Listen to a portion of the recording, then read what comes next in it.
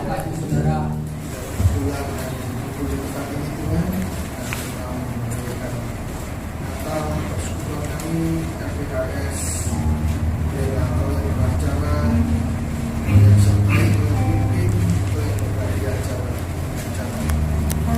dan dari awal sampai akhir kami semakin dalam kiranya dalam mampu bekerja. Kami percaya Tuhan bahwa dia bersama kami mengucapkan dari semua roh jahat yang mengucapkan acara ini. Kami percaya Tuhan,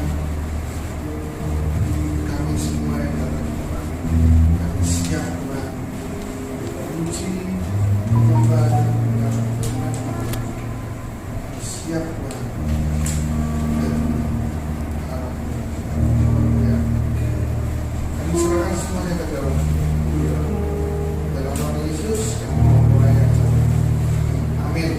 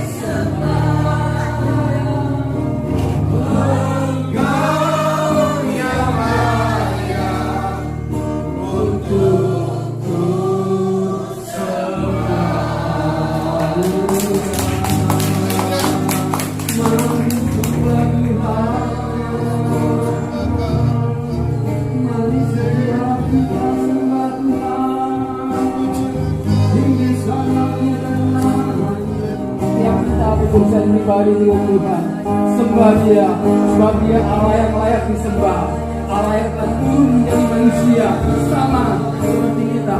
Dia lahir, Dia mati, Dia kita. Tinggikan namanya, Dia satu-satunya yang layak disembah.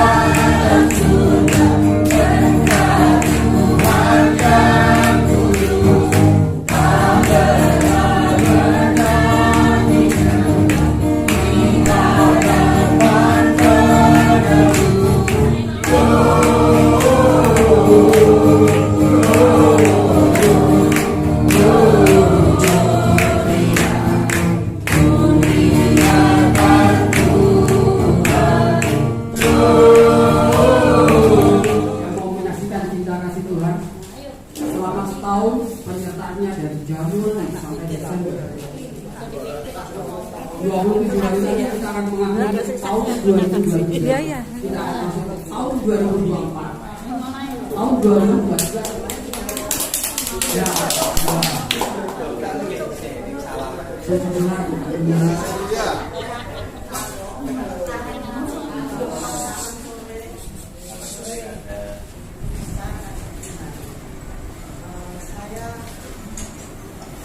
Saya dulu, tapi saya itu orang ya, saya punya istri kalau kawin nggak setiap nggak boleh, saya bilang terima waktu itu. Juga itu saya menikah dengan suami saya. Waktu itu saya ke gereja, khotbahnya pendeta begini, siapa yang suaminya bertobat itu ya bayangkan suami itu duduk di sebelahmu. Saya terus membayangkan itu ya, suatu luar biasa. Terus saya tuh selalu berdoa, Tuhan gimana ya supaya suami saya bertobat. Saya itu dulu kalau ulang tahun saya atau anak saya atau suami saya selalu syukuran.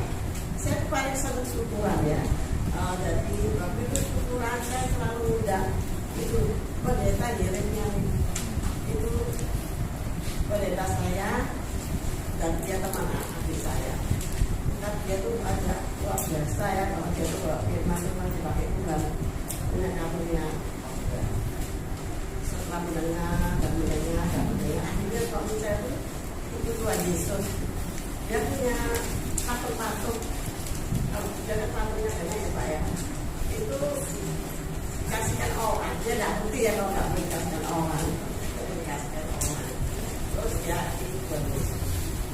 Bukan suami saya aja, tapi ibu saya itu semua itu Tuhan Yesus.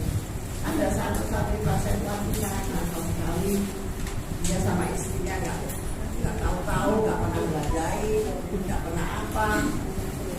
Terus akhirnya sekarang sudah bertobat dan sudah aku cinta Yesus, nggak doa malam, nggak, pokoknya dia cinta Yesus. Saya terima kasih kepada Tuhan. Tuhan itu baik, selalu mendengar doa saya. Jadi Tuhan itu selalu mendengar doa saya ya. Terima kasih Tuhan Yesus.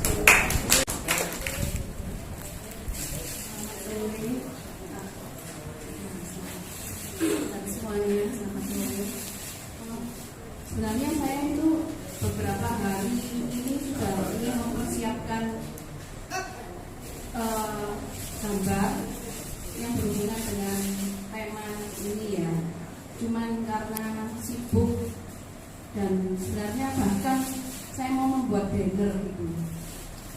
berkhotbah, tapi karena suatu seperti hikmat yang kuat gitu dari Tuhan untuk saya itu harus menyampaikan. Sebenarnya saya tadi ini gagal untuk mau menyampaikan ya saudara, karena datang terlambat, terus juga sakit perut gitu. Jadi tapi saya kalau nggak menyampaikan nanti terngiang-ngiang terus. Saya selama beberapa minggu, bahkan bukan beberapa hari, beberapa minggu terngiang-ngiang tema dari Christmas pada hari ini, Bapak. Jadi mungkin itu yang Tuhan ingin sampaikan melalui sharing saya. Jadi jujur yang mendapat tema ini saya, mungkin yang lalu dari Bapak Bambang. Terus waktu itu Pak Bambang tanya apa temanya, terus saya nyeplos itu langsung gitu ya. Saya waktu itu nggak tahu lihat kalender, maksud saya bilang gitu. Saya bilang berbuah, bertumbuh dan berbuah. Jadi seperti asalnya plus, ternyata itu saudara suatu rema. Saya nggak menyangka itu suatu rema, dan saya mengalaminya, dan mungkin Tuhan ingin harus disampaikan pada sore hari ini. Jadi seringkali mulai kecil mungkin kita mengenal lagu Yesus pokok dan kita caranya tinggal di dalamnya. Yesus pokok dan kita caranya tinggal di dalamnya. Yesus pokok dan kita caranya tinggal di dalamnya. Berikutnya apa saudara? Pastilah kau akan berbuah. Tapi tidak dikatakan berbuah banyak.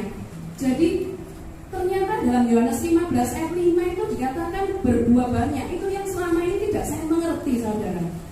Dan itu menjadi rema. Jadi berminggu-minggu itu saya terngiang-ngiang dan saya mengalami yang benar-benar tema ini berat sekali. Mungkin kelihatannya sukacita pada hari ini, Christmas pada Desember tahun ini pasti semua bersukacita. Tapi kok saya merasakan, aduh kok temanya kayak gini. Ternyata berbuah banyak itu berat sekali yang saya dapatkan ya. Maaf saya tidak berkhotbah Bapak di sini. Cuma saya terngiang-ngiang sampai saya itu ingin menggambarkan dalam sebuah banner, tapi waktu saya nggak ada gitu. Saya digambarkan pohon yang belum berbuah dan pohon yang sudah berbuah, dan berbuahnya itu banyak. Proses yang belum berbuah dan menuju berbuah itu sebuah proses Bapak yang sangat luar biasa, yang sangat berat gitu ternyata. Dan setelah berbuah itu pun kita harus berbuah banyak saudara. Itu yang berat sekali sebagai orang Kristen. Kita mungkin mendapat menerima. Tapi Yohanes 15 ayat 5 dikatakan kita itu harus berbuah banyak. Mungkin bisa dibacakan Pak Bambang. Ya sebentar ya, Yohanes 15 ayat 5 saudara.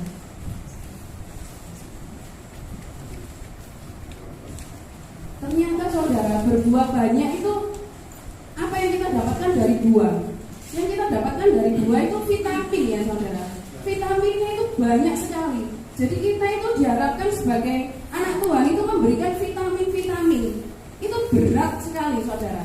Saya mengalami dalam beberapa minggu, mungkin ya dalam beberapa sebulan ini setelah tema itu didapatkan, itu tindakan saya, perkataan saya itu sekali lagi terngiang bermaksud ya. Jadi mau melakukan tindakan yang sebenarnya tidak harus saya lakukan dan tidak perlu saya lakukan, tapi karena sekali lagi grow and bermaksud, saya harus melakukan. Saya harus mengingat, waduh dia memberi buah, sekali lagi memberi buah saudara, berbuah banyak. Itu nggak mudah saudara, berat. Tapi itu bagi saya, mungkin bagi saudara di sini tingkat kekristenannya melebihi saya ya mungkin. Tapi yang saya sampaikan ini dari diri saya. Jadi tema ini benar-benar berat sekali gitu. Sebentar mungkin bisa dibacakan.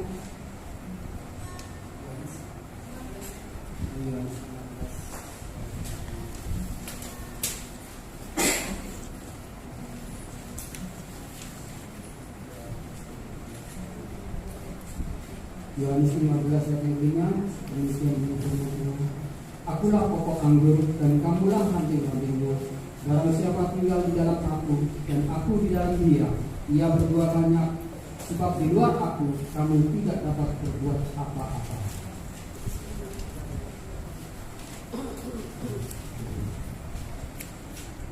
Tidak. Barang siapa tinggal di dalam aku dan aku di dalam dia, ia berbuah banyak. Nah, itu sudah jelas ya saudara. Barang siapa tinggal di dalam aku dan aku di dalam dia, ia berbuah banyak. Itu kan tuntutan dari Tuhan, berbuah banyak. Jadi saya itu mengalami kena sekut, mungkin kena apa ya, banyak sekali ya, kena sekut, kena maki. Kalau kena maki itu seperti makanan sehari-hari. Tapi kita itu ternyata harus tetap berbuah. Gitu. Jadi apa yang kita terima yang nggak enak itu proses ya, proses dari pohon yang sebelum berbuah menuju ke berbuah. Itu proses yang sakit gitu ya. Saya itu benar-benar mengalami gitu. Sikap-sikap dari luar gitu ya, dari eksternal yang tidak enak yang mengenai saya. Tapi sekali lagi saya diingatkan tentang tema ini, harus berbuah banyak dan memberi buah. Begitu saudara. Jadi memberi buah itu mungkin saudara bisa membayangkan, sebenarnya saya itu ingin memberikan gambar, terus kita bisa nulis ya. Misalnya pohon mangga itu buah yang satu ini ditulis memberi, buah yang satunya lagi mengasihi, buah yang satu lagi menghormati, buah yang satu lagi disakiti tapi mengampuni. Jadi banyak saudara. Saudara bisa membayangkan berapa puluh buah itu dengan tulisan-tulisan, mungkin bisa digambarkan nanti di rumah apa aja gitu, vitamin yang harus diberikan. Itu tidak mudah. Dan ternyata juga saya dapat pengalaman itu nggak bisa milih ya. Jadi siapapun bisa memetik buah kita. Berapa hari yang lalu saya itu pas dibonceng suami saya, tahu-tahu belok, sebentar. Ternyata saudara nyamperin gelandangan saudara ya, nyamperin gelandangan yang tidak berpakaian atasnya gitu. Pokoknya terus tangannya itu ternyata sepertinya lepra gitu, kaki-kakinya juga. Kok dia itu aja omong-omong, kemudian pokoknya intinya dia benar-benar kasihan, terus dikasih uang gitu. Terus lari cari makanan, diberi makan. Dari situ saya juga dapat pengalaman, diingatkan Tuhan. Ternyata buah yang kita hasilkan, buah yang kita berikan itu kita nggak bisa milih. Siapapun bisa memetik buah kita. Nggak ada buah yang misalnya yang metik orang gelandangan, kemudian buahnya itu walok ya dipetik itu nggak mungkin gitu. Jadi yaitu tuntutan dari Tuhan Yesus, kita berbuah banyak. Terima kasih, semoga bisa menjadi berkat.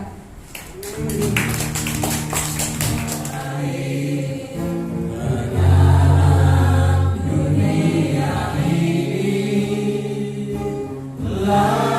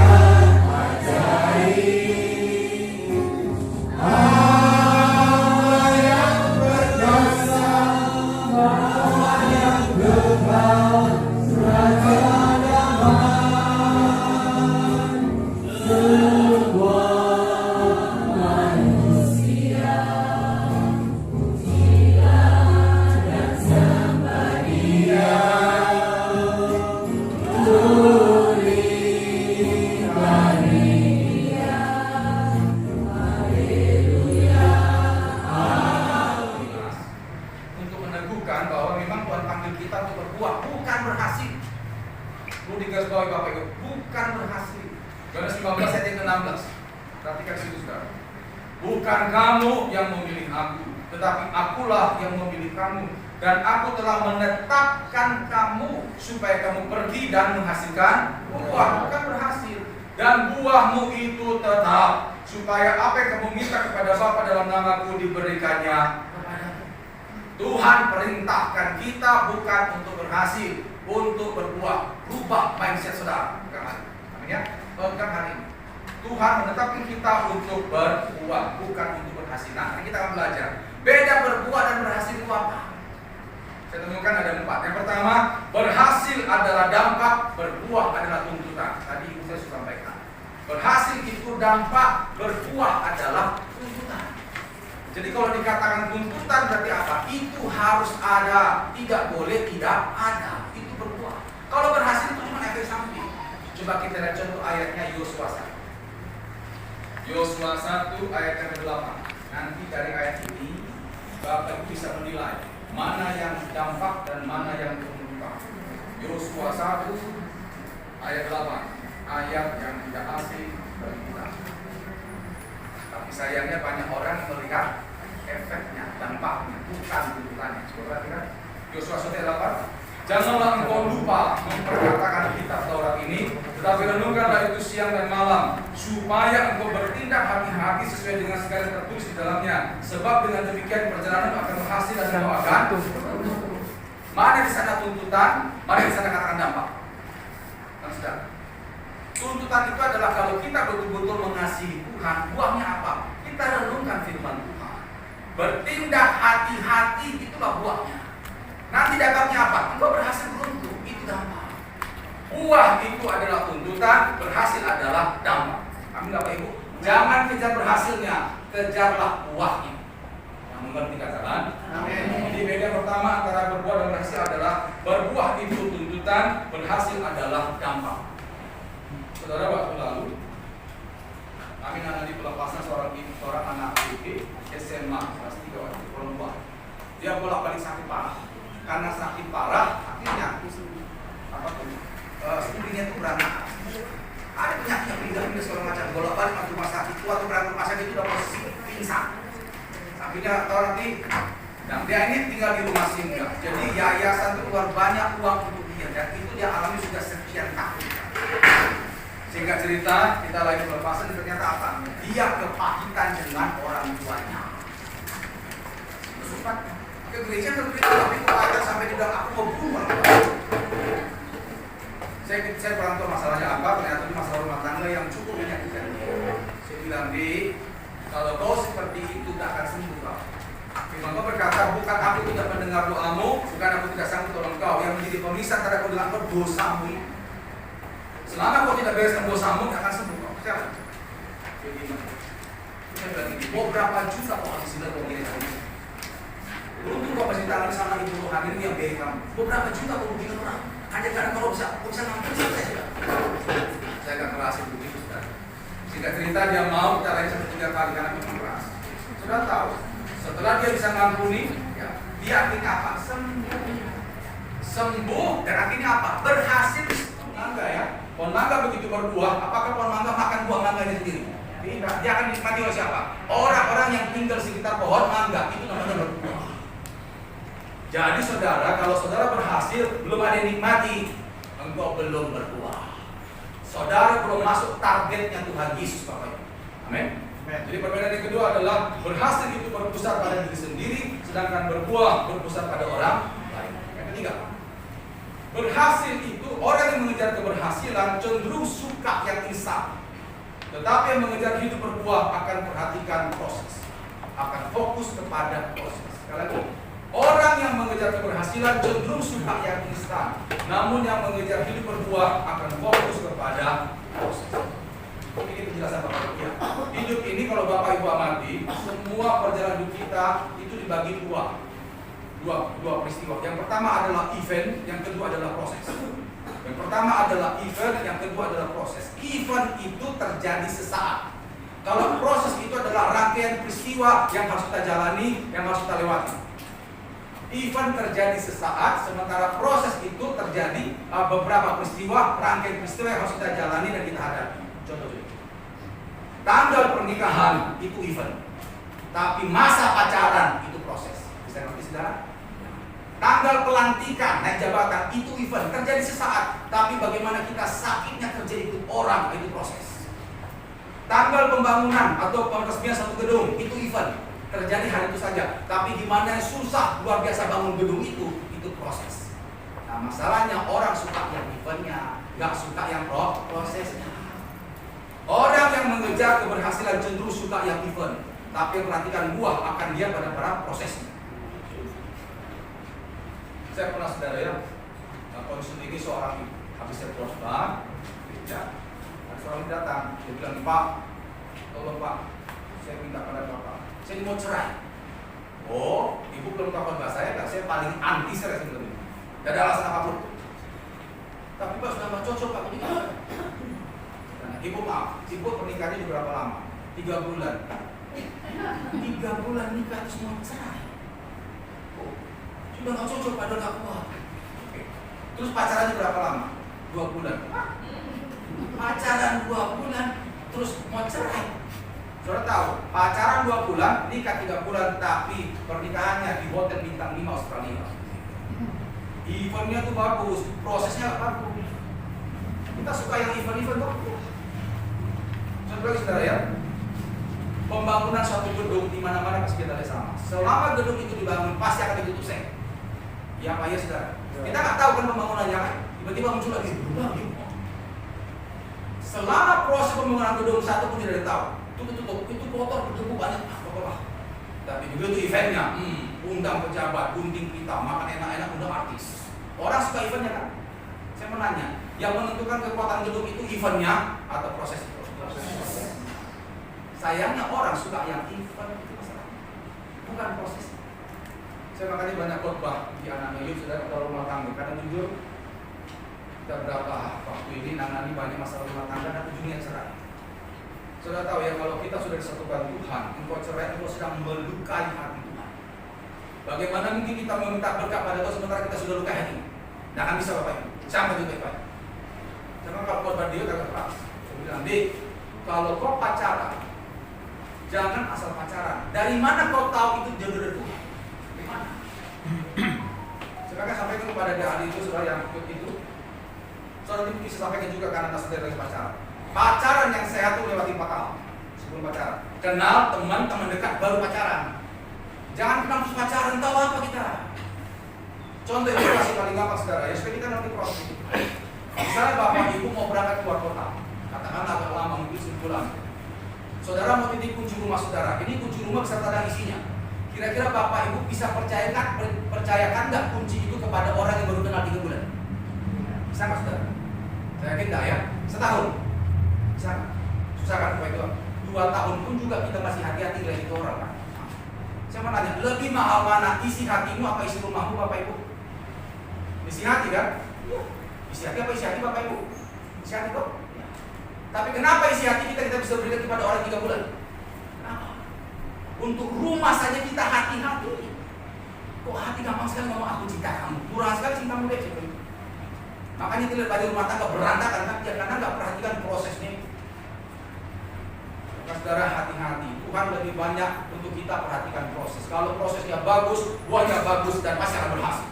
Amin. Buka Amsal 28 ayat 20. Amsal 28 ayat 20. Amsal 28 ayat 20 dikatakan, orang yang dapat dipercaya mendapat banyak berkat, tetapi orang yang ingin cepat menjadi kaya tidak akan luput dari hukum. Orang yang dapat dipercaya, seperti saya ilustrasi tadi, untuk bisa percaya orang itu proses, gak gampang. Nah masalahnya orang tidak mau ikut itu, tapi kalau kita mau ikut itu, kita mau diproses menjadi orang yang bisa dipercaya, banyak berkat. Makanya untuk berbuah itu adalah tuntutan, berhasil itu adalah dampak. Kalau engkau ikuti prosesmu, engkau sungguh-sungguh dibentuk Tuhan menjadi mental karakter yang luar biasa, gak mungkin engkau tidak diberkati. Pegang itu baik-baik saudara ya. Jadi kita di sini dituntut untuk berbuah. Dan perbedaan yang ketiga, orang berbuah dan berhasil adalah orang yang mengejar keberhasilan cenderung suka yang instan, namun yang mengejar hidup berbuah akan fokus kepada proses. Yang setuju katakan amin. Yang keempat, perbedaan antara berbuah dan berhasil. Kalau hanya untuk berhasil tanpa Tuhan bisa, tapi untuk berbuah tanpa Tuhan tidak bisa. Kalau hanya untuk berhasil tanpa Tuhan bisa, tapi kalau untuk berbuah tanpa Tuhan tidak bisa. Saudara, kalau untuk berhasil, saya katakan tadi tanpa Tuhan bisa. Kenapa? Karena untuk berhasil itu ada bisa dengan 3 cara. Yang pertama dengan kekuatan sendiri, yang kedua dengan kuasa gelap, yang ketiga dengan kuasa Tuhan. Masih ada 3 pilihan. Pertama, dengan kekuatan sendiri. Jujur Bapak Ibu ya, kita lihat orang di luar sana yang tanpa gereja-gerejaan, yang nggak perlu doa, yang masih main-main dengan dosa. Murni dengan kekuatannya bisa lebih kaya daripada kita. Bisa lebih luar biasa, pekerjaan diberkati, naik angka cepat bisa. Tapi firman Tuhan berkata, terkutuklah orang yang mengandalkan kekuatannya sendiri. Saya pernah saudara waktu masih pikir di Manja, di ruang konseling, datangi seorang bapak. Waktu saya lihat tadi masuk pintu ruang konseling itu, kelihatan dia orang kaya karena baju bagus, mahal. Kan begitu duduk, dia rupanya pegang banyak perusahaan, dia punya banyak perusahaan di Indonesia sama luar negeri. Tapi dia bilang semua sudah hancur, sudah disegel, ya disita. Saya cuma keluar sama baju saya sama sekolah, saya bilang Pak di kresek, itu di kresek sudah. Anak istri saya usulkan ke keluarga, saya nggak ngerti Pak Pendeta, saya stres Pak. Malam kemarin rupanya dia tidur di emperan toko. Nah, padahal sudah tahu dia lulusan S3 Amerika, dia PhD toko. Nah, saudara waktu konseling itu, biasanya saya tanya hal dasar. Bapak, gimana saat teduhnya? Jam doanya gimana? Gerejanya gimana? Rajin dah. Itu hal dasar. Kenapa saya tanya di Bapak ini? Karena saya percaya kalau kita dekat dengan Tuhan, tidak mungkin jalan buntu tidak ada.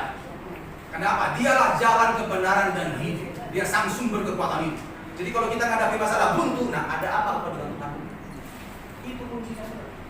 Dan ternyata apa? Dia bilang gini, ya Pak, saya jalan ke gereja. Nah itu masalahmu Pak. Gak pernah doa ke gereja pun juga Natal Paskah itu pun kalau sempat. 2 kali setahun pun kalau sempat. Kalau nggak sempat ke gereja gitu. Karena dia berpikir ini, dia nggak berpikir kan? Karena saya akui Pak, saya pintar. Saya dokter. 7 perusahaan itu saya bangun sendiri. Tapi dia menghadapi masalah besar yang semua kekuatan akademisnya dia kerahkan tidak bisa selesai. Situ baru dia mentok, hancur.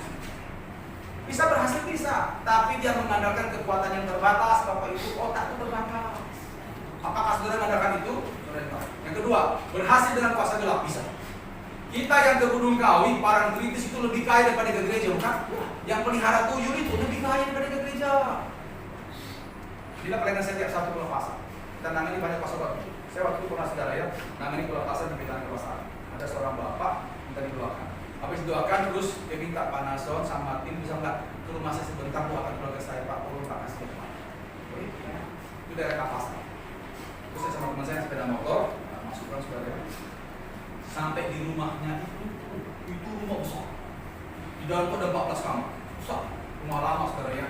Tapi maaf, kayak udah nggak terus. Jadi waktu saya turun ke sepeda motor sama teman saya, kami dihampiri ada warga kampung situ, datangi kami, bilang ini. Bapak ngapain? Oh, mau ini kunjungi rumah ini Pak. Bapak dari mana? Dari Indonesia. Pak doakan Pak, kasihan keluarga ini. Dulu keluarga ini paling kaya di kampung ini, paling kaya. Karena engkong-engkongnya bisa nahan petir, punya kekuatan bisa nyembuhkan. Oh. Tapi begitu engkongnya mati habis, keluarga menjadi tumbal.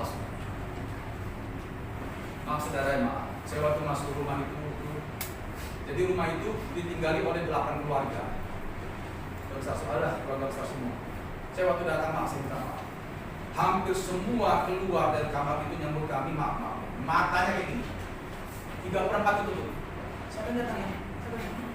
Itulah kutuk itu. Kutuk.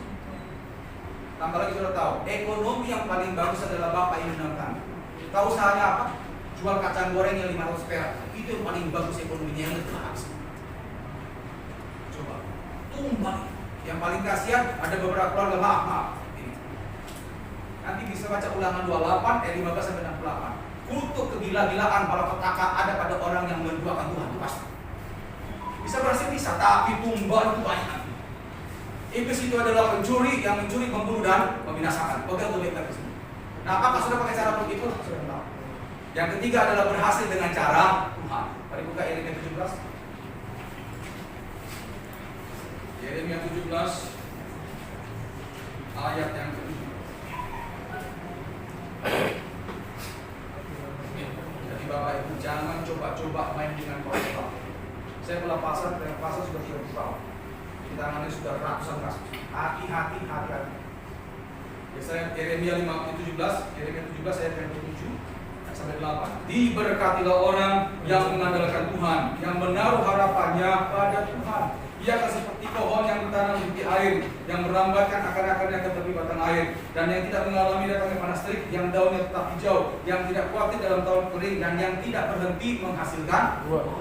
Orang yang mengandalkan Tuhan akan mengalami luar biasa hidupnya berbuah dan bahkan menjadi berkat bagi orang. Nah, dari tiga itu saudara andalkan yang mana? Makanya saya katakan tadi, kalau untuk berhasil tanpa Tuhan bisa, karena Tuhan. Tapi untuk berbuah tanpa Tuhan tidak bisa. Untuk berbuah tanpa Tuhan tidak bisa. Kita lihat ayatnya, Yohanes pasal yang ke-15 tadi, ayat yang ke-5. Akulah pokok anggur dan kamulah ranting-rantingnya. Barang siapa tinggal di dalam aku dan aku di dalam dia, ia berbuah banyak. Sebab di luar aku kamu tidak dapat berbuat apa? Untuk berbuah tanpa Tuhan tidak bisa. Saudara, saya mau nanya, buah Yesus itu buah apa? Ada dua ya, buah pertobatan, yang kedua buah roh. Buka Matius 3. Matius pasal 3.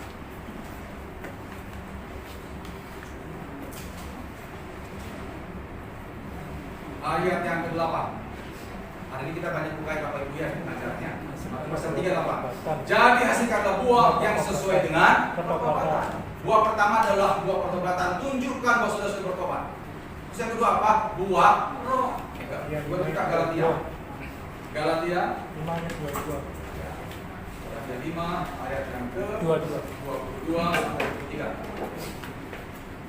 Tetapi buah roh ialah kasih, sukacita, damai sejahtera, kesabaran, kemurahan, kebaikan, kesetiaan, kelemah lembutan, penguasaan diri. Tidak ada hukum yang menentang hal-hal.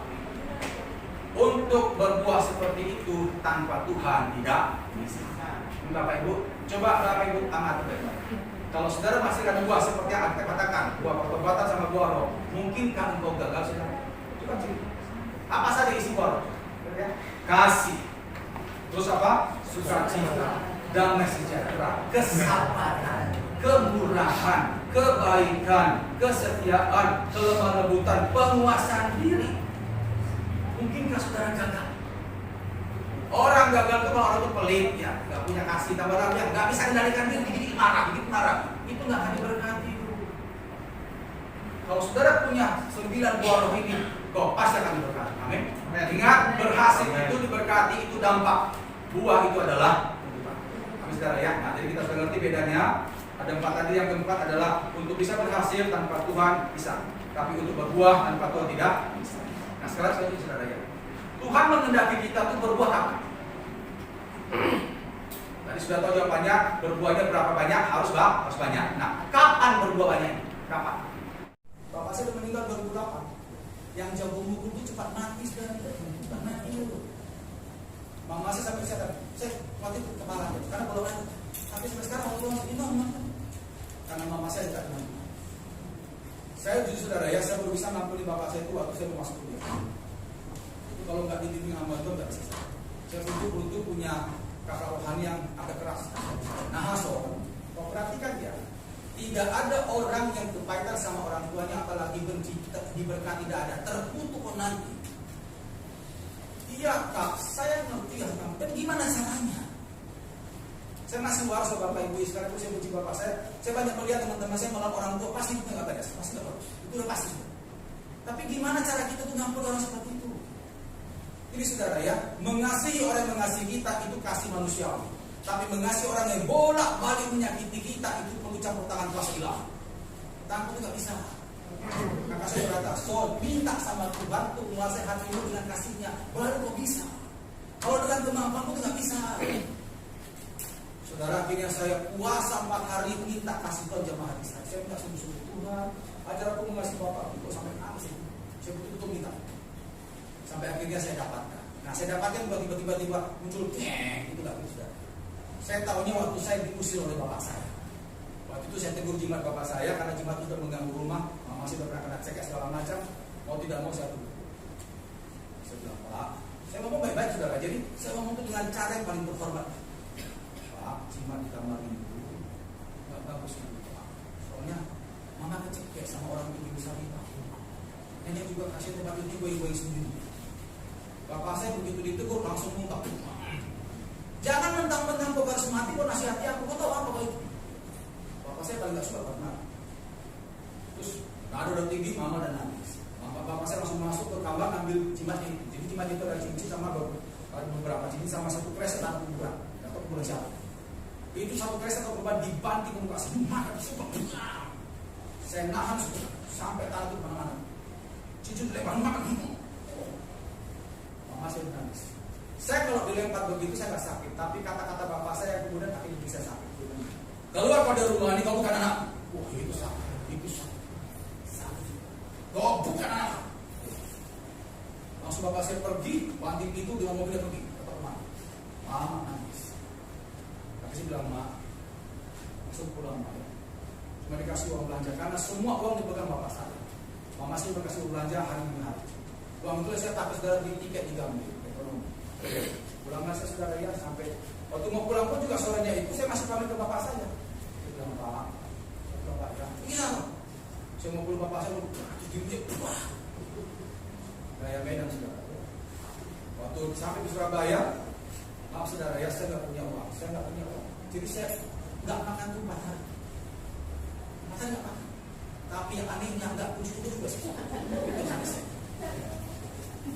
Singkat cerita saudara, saya melalui pertolongan Tuhan sama seseorang, ada waktu saya masih di gereja, saya diberkati lah, saya tidak kekurangan. Saudara tahu, selama 1 tahun saya tidak dikirimi uang kuliah dan uang kos, saya waktu masih kuliah. Saya berdoa terus untuk bapak saya, yang luar biasa apa itu? Waktu saya diusir dari rumah, kepahitan nggak ada, sakit hati nggak ada. Kalau dulu kok betapa itu. Tapi setelah saya lewati puasa saya minta pada Tuhan, ini nggak ada. Saya malah kasihan dari bapak saya, bilang Tuhan tolong jawab bapak, kasihan bapak. Saya malah bagus. Ya pas saya doakan bapak saya, tinggal cerita setahun kemudian bapak saya mengalami sakit paling parah saudara ya, karena masalah puasa waktu datang ke Surabaya pos sudah doakan bapak saya, bapak dan bapak parah sakit, dokter angkat tangan. Jadi dia kuat-kuatkan pergi terbang sampai Surabaya. Akhirnya saya sama tim doakan bapak saya pelepasan. Itu saudara dia mengalami pelepasan dan bukan cuma lepas saudara ya seperti gulung badannya itu. Yang luar biasa apa? Yang dia semula anti karismatik, hari itu dia terkenal berfungsi. Itu yang luar biasa. Itulah keberhasilan. Amin Bapak Ibu. Amin. Terang begitu. Bagi saya itulah dan kita bawa orang bisa menikmati berkat daripada pertumbuhan iman kita. Nah saudara, untuk bisa seperti itu kuncinya satu. Kalau kita nggak dekat dengan Tuhan, nggak bisa. Coba hari ini Bapak Ibu ya cek apakah saudara masih punya beban keluarga yang mungkin pernah menyakiti kau bolak-balik. Dan cek bagaimana hubunganmu dengan Tuhan. Baik apa tidak? Kalau hubunganmu baik dengan Tuhan, lihat keluargamu itu pasti akan dibela oleh Tuhan, akan diselamatkan, ditobatkan. Tapi kalau engkau tidak baik dengan Tuhan, susah saudara susah. Jadi makanya untuk bisa kita berbuah dan buah itu tetap dan berbuah banyak, yang pertama harus melekat dengan sang pohon itu sendiri atau Tuhan itu sendiri. Yang kedua, yang terakhir, mari buka Yohanes 19 ayat 2. Ini penting. Bagaimana supaya bisa berbuah terus dan buahnya itu banyak. Yohanes 19 ayat 2. Setiap ranting padaku yang tidak berbuah dipotong, dan setiap ranting yang berbuah dibersihkannya, supaya ia lebih banyak berbuah. Yang berbuah akan dibersihkan supaya lebih banyak berbuah. Dibersihkan situ Bapak Ibu bukan berarti dibersihkan seperti cuci, tidak. Yang tidak berguna, ada daun yang tidak berguna itu dipotong, dipangkas. Itu namanya dibersihkan. Jadi kalau kita ingin berbuah banyak, kita harus siap dipangkas. Apa yang dipangkas? Karakter-karakter kita, kelakuan kita, pola pikir kita yang menghambat buah itu bertumbuh. Semua apapun yang menghambat berbuah, buah itu berbuah, maka itu harus dipotong. Saya akan baca kembali.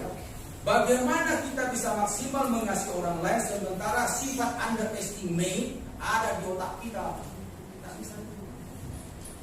Kita ingin mengasihi tapi pikiran negatif, tidak curiga, tidak bisa itu. Pangkas sifat itu Bapak Ibu, buang itu jauh-jauh, baru kau bisa maksimal mengasihi orang lain.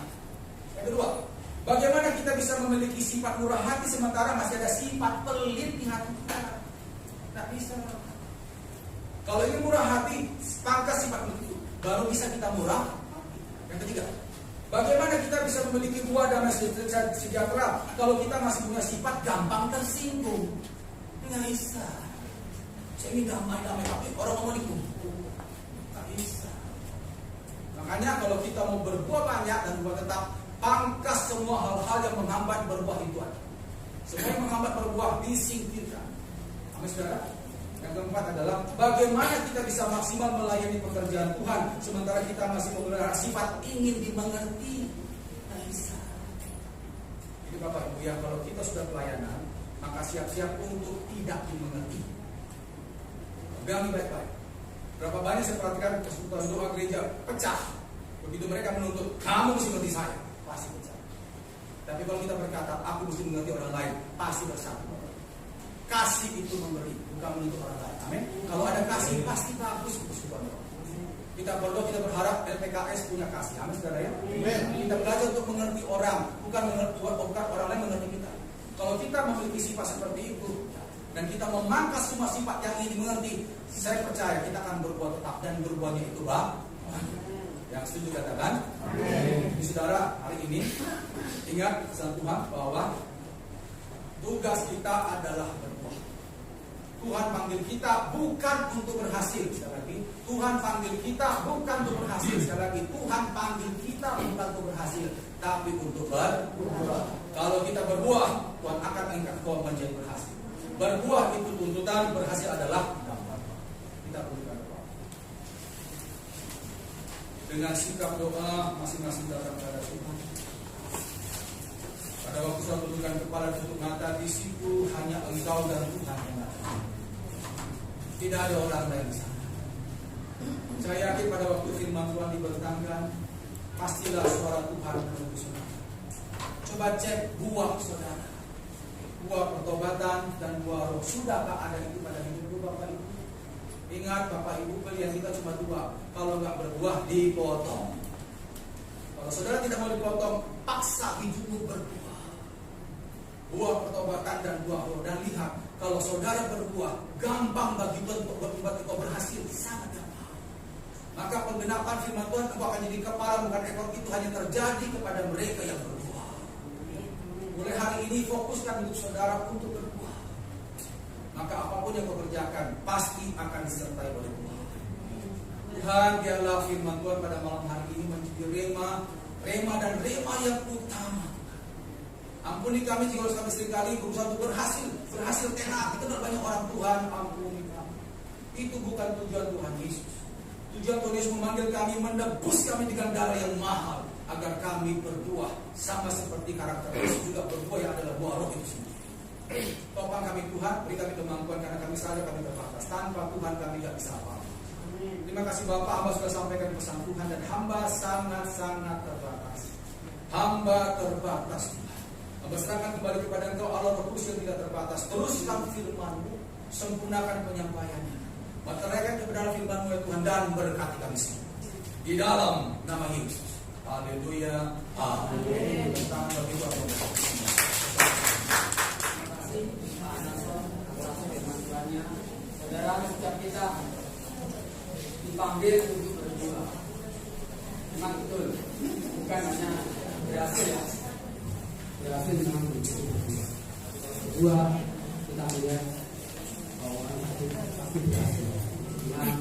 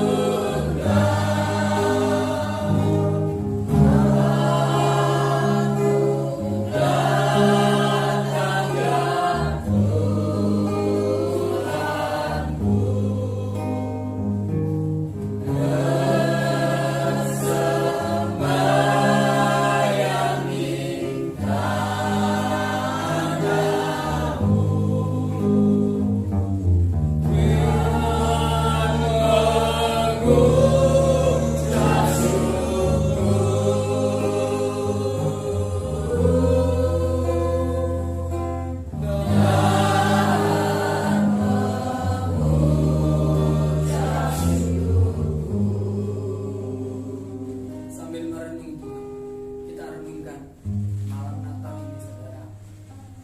Memasuki bulan Desember seperti tahun-tahun yang sebelumnya, kita selalu bersemangat. Lagu ini dari masa ke masa dinyanyikan, tidak pernah usang, selalu relevan. Dan ketika lagu ini dinyanyikan, Tuhan berbicara atas setiap kita, mengingatkan setiap kita bahwa Dia telah lahir di hati kita hari ini dan seterusnya. Dia ada di hati saudara dan saya. Malam kudus sunyi senyap.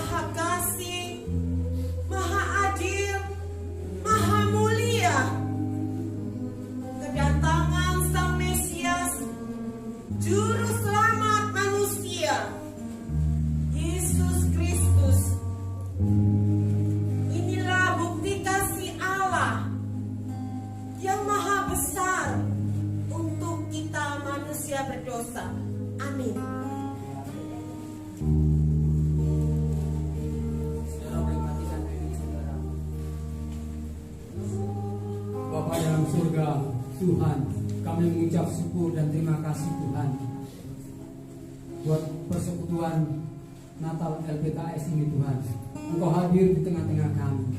Kami mengucap syukur Tuhan. Engkau selalu menyertai setiap kami, menjagai anak-anakmu di LPKS ini Tuhan. Terima kasih Bapa. Malam hari ini kami bersatu hati. Kami berdoa buat Bapak Pendeta Nahason.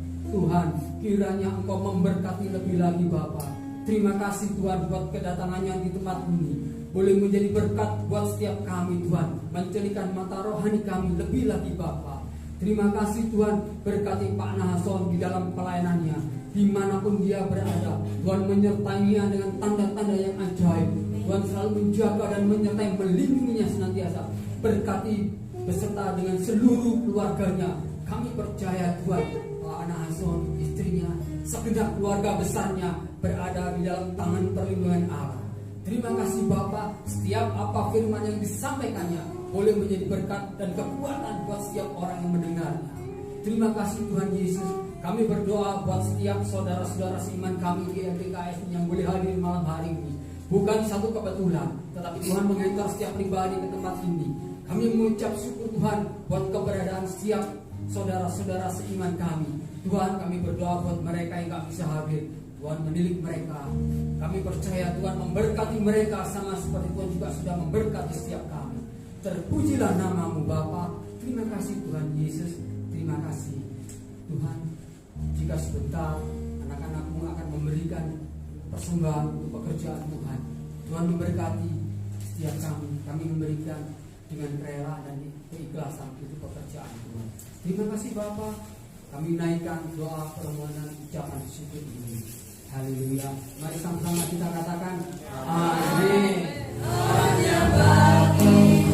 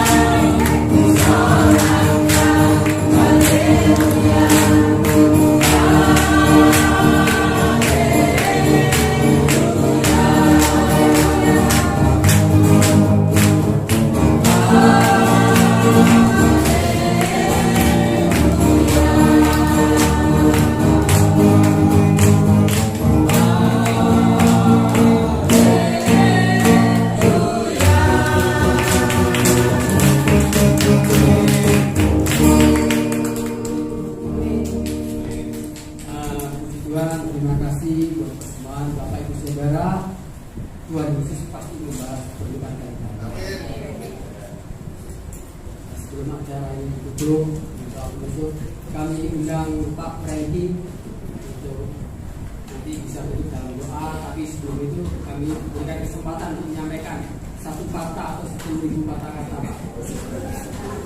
Begini Bapak dan Saudara, Pak Franky ini adalah founding father LPKS. Kalau ada yang tahu pendirinya LPKS, beliaulah pendiri dari LPKS. Dalam kesempatan ini saya juga menyampaikan terima kasih buat kedatangan baik Pak Saudara, Pak Anason, pelayanannya. Terima kasih Pak. Juga buat setiap saudara-saudara iman yang turut mendukung baik dalam finansial maupun materi. Kami ucapkan banyak terima kasih.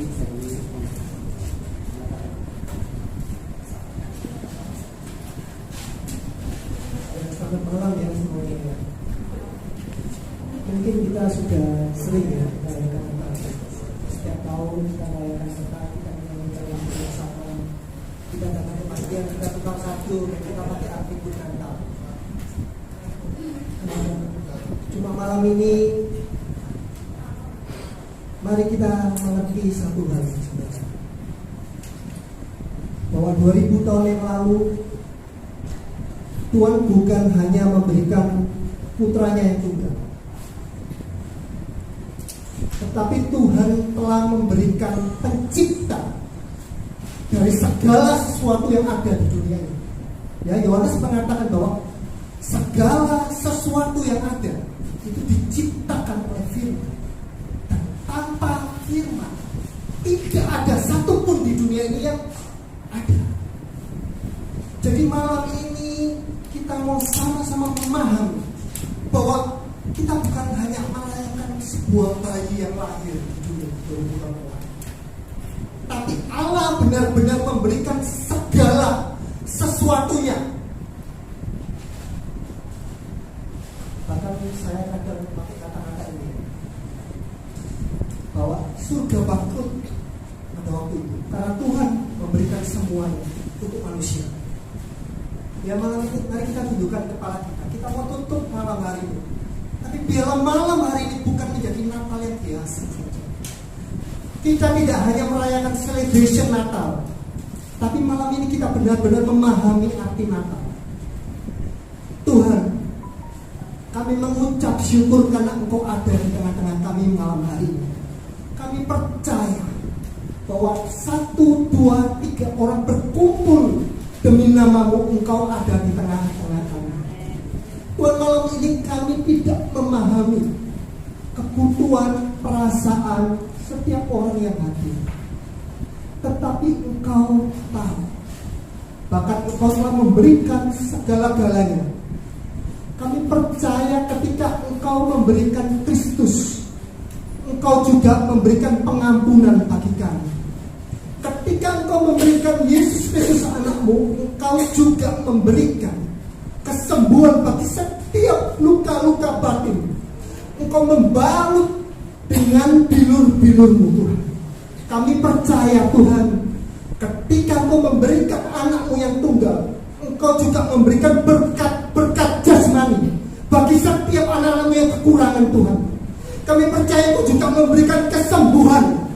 Kami percaya Tuhan, Engkau juga memberikan kelimpahan, kekuatan, kuasa untuk setiap kami hidup bukan sebagai orang kalah, tapi setiap kami hidup sebagai anak-anak Allah yang memiliki kuasa menaklukkan segala masalah dalam kehidupan setiap kami, Tuhan. Dan kami percaya malam ini kami tidak meninggalkan tempat ini dengan biasa, karena Allah pencipta sumber segala sesuatu ada di dalam hati dan hidup setiap kami, Tuhan. Terima kasih Tuhan, berkat Allah yang berlimpah, kehidupan yang berkelimpahan itu akan melingkupi setiap kami. Tuhan, kebajikan dan kemurahan-Mu belaka yang akan mengikuti kami sepanjang hidup kami. Setiap kita yang percaya bahwa hal ini akan terjadi, bahwa Yesus Kristus Roh Kudus Tuhan menyertai kita, memberkati kita, membuat kita berhasil sepanjang hidup kami. Mari katakan amin.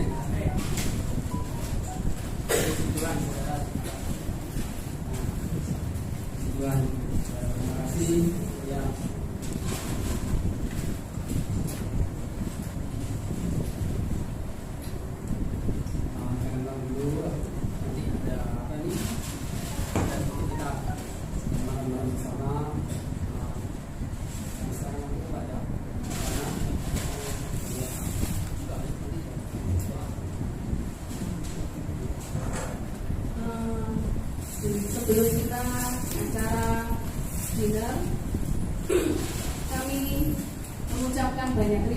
kasih untuk kehadiran semuanya. Terlebih kepada saudara yang sudah berpartisipasi dalam Christmas yang sederhana ini, tapi tanpa saudara kita tidak bisa merayakan pada hari ini. Kepada Bapak Haryono yang sudah memberkati kita, Bu Lydia juga terima kasih, Bu Meli, Bu Inge yang memberikan souvenir, dan terlebih Bapak Bambang dan Bu Ua yang luar biasa memberikan segalanya untuk kita, saudara. Terima kasih untuk Bapak dan Bu Ibu. Terima kasih waktunya. Kita akan doa makan malam hari ini. Terima kasih Tuhan buat akhir dari acara ini. Kami mengucap syukur buat kasih buat-Mu atas buat kami. Atas kita kami akan menikmati makan malam bersama Tuhan. Engkau menguruskan makanan ini menjadi kekuatan bagi kami. Kami percaya Tuhan bahwa saudaramu untuk mengurus makanan ini. Terpujilah nama-Mu Bapa, terpujilah nama-Mu, dan kami menyerahkan Tuhan jika saudara kami pulang ke tempat rumah tinggalnya masing-masing. Engkau menyertai, Engkau memberkati mereka pulang dengan sukacita, mereka pulang dengan selamat, mereka pulang membawa berkat-berkat dari Tuhan yang telah. Di dalam nama Tuhan Yesus kami berdoa dan mengucap syukur. Haleluya. Sama-sama katakan amin. Membaca undangan Natal ini pasti tahu. Pertanyaannya sudah. Yang belum ini. Siapakah hamba Tuhan? Nama lengkapnya. Hamba Tuhan yang hari ini menyampaikan firman Tuhan di tempat ini. Nama lengkap. Oh ya.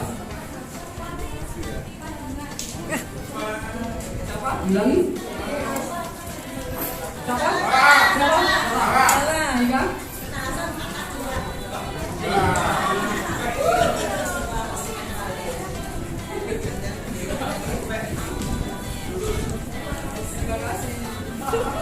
Ya, tak kenal maka tak sayang, saudara ya.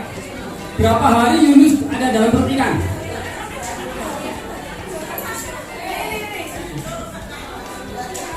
3 hari. Makanya sudah jawab. Enggak, iya, saya itu sebutkan nama kedua menantu dari Naomi.